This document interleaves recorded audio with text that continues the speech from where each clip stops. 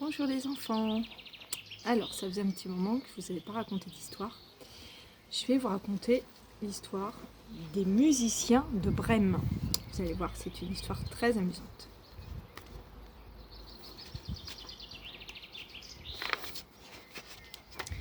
Un vieux fermier possédait un âne qui avait travaillé des années durant sans un grognement ni un soupir. Mais à présent que les forces de l'animal déclinaient, le fermier n'avait plus besoin de lui. Il le chassa de la ferme.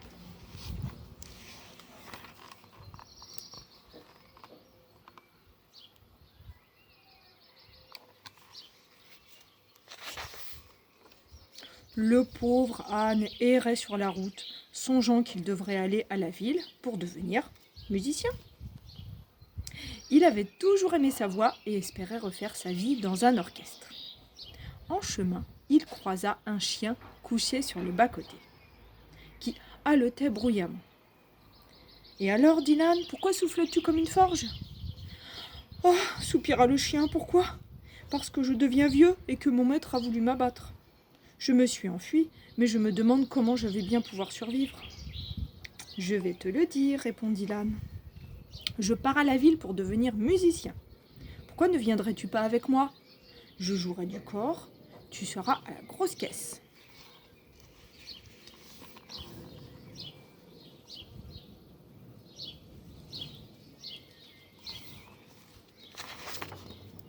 Le chien ne demandait pas mieux que de le suivre.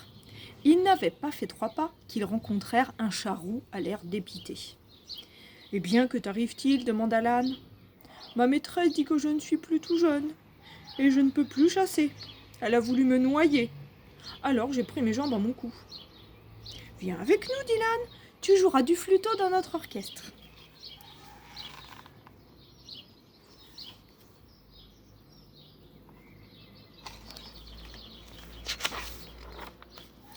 Le chat trouva que c'était une bonne idée et suivit l'âne et le chien. Peu de temps après, les 3 compagnons passèrent devant une ferme. Un coq était perché sur la porte et chantait à tue-tête. « Quel tintamarre !» s'exclama l'âne. « Il vous crèvera les tympans. »« C'était mon dernier cocorico, grimaça le coq. Tout ça parce qu'ils ont des invités demain. La fermière veut me tordre le cou et me servir au dîner. »« Alors viens avec nous, dit l'âne. Nous sommes en route pour former un orchestre. Tu as une voix formidable. Tu seras chanteur. »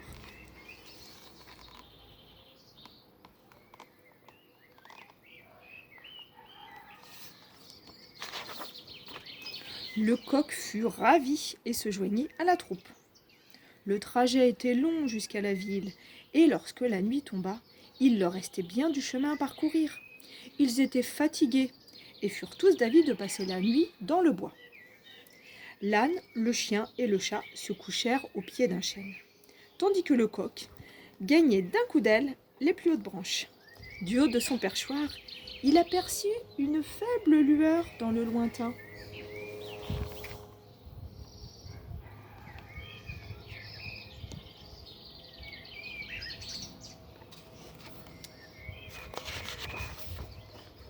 Il en avertit les autres.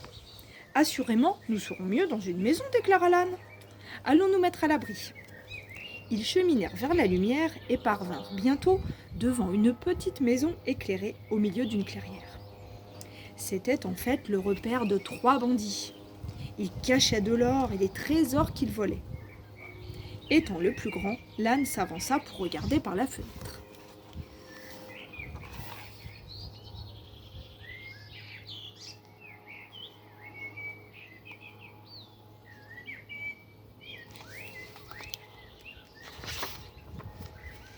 « Qu'est-ce que tu vois ?» lui demandèrent les autres avidement. « Une table couverte de bonnes choses à manger, chuchota-t-il, et 3 bandits assis autour. »« Cette nourriture semble avoir été mise là pour nous, dit le coq. »« Oh, tu as raison, dit l'âne. Mais comment éloigner ces gêneurs ?» Ils se réunirent pour mettre au point un plan. Et voici ce qu'ils firent.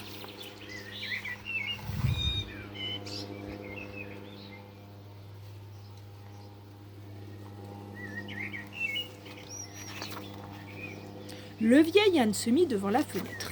Le chien sauta sur son dos, le chat grimpa sur le dos du chien et le coq se percha sur la tête du chat. Quand tous furent prêts sur le signal de l'âne, chacun donna de la voix. Le coq chanta, le chien hurla, le chat miaula, et l'âne se mit à braire. Et tout ça le plus fort qu'il pouvait. Puis ils se ruèrent dans la pièce par la fenêtre ouverte dans un terrible vacarme. Oh, quelle peur!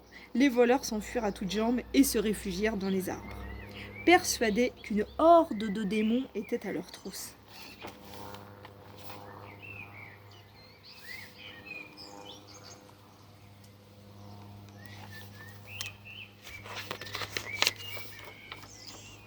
Les 4 musiciens riaient à gorge déployée. Ils prirent place autour de la table et mangèrent. Quand ils furent rassasiés, ils éteignirent les bougies et s'installèrent pour dormir. L'âne choisit un tas de fumier bien chaud devant la porte. Le chien se roula en boule derrière la porte. Le coq s'envola jusqu'à une poutre et le chat s'étira devant la cheminée.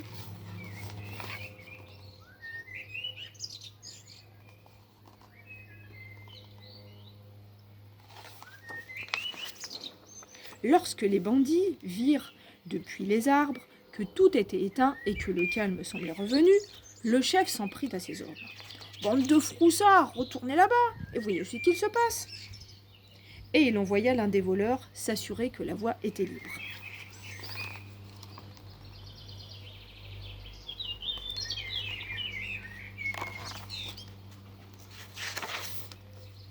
Lorsque celui-ci entra dans la maison, tout était silencieux, comme dans une tombe. Il s'avança vers l'âtre pour trouver de la lumière, apercevant les yeux du chat qui brillaient dans l'obscurité. Il les prit pour des charbons incandescents. Il voulut y allumer un bout de papier, et là, il eut le plus grand choc de sa vie.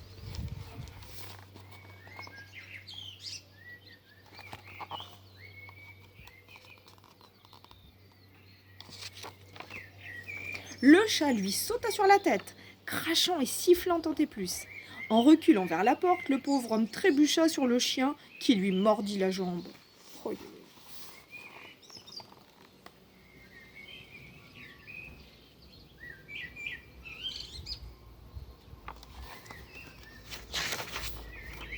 Se précipitant dehors, il se cogna contre l'âne qui, d'une ruade, l'envoya la tête la première dans le tas de fumier. Tout ce tapage réveilla le coq, qui crut que le jour se levait. « Cocorico, coucou, coucou » s'égosilla-t-il. Plus mort que vif, le bandit se traîna jusqu'à son chef et lui raconta ce qui lui était arrivé.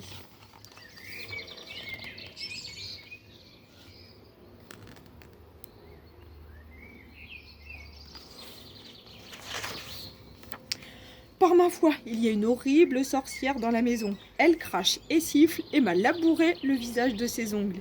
Il y a aussi un démon près de la porte. Il m'a planté son couteau dans la jambe. Et dehors, il y a un énorme monstre noir qui m'a donné un grand coup avec son gourdin. Mais le pire dans tout ça, c'est le policier sur le toit. Il criait « Ôtez-lui la peau! Coupez-lui le cou !»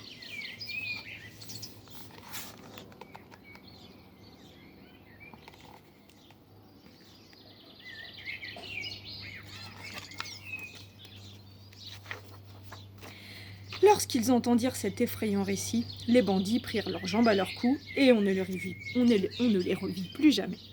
Quant aux 4 héros, ils n'allèrent jamais jusqu'à la ville de Brême et ne devinrent jamais de grands musiciens. La maison leur plaisait tellement qu'ils s'y installèrent. Après tout, il y avait là de la nourriture et des richesses pour des années.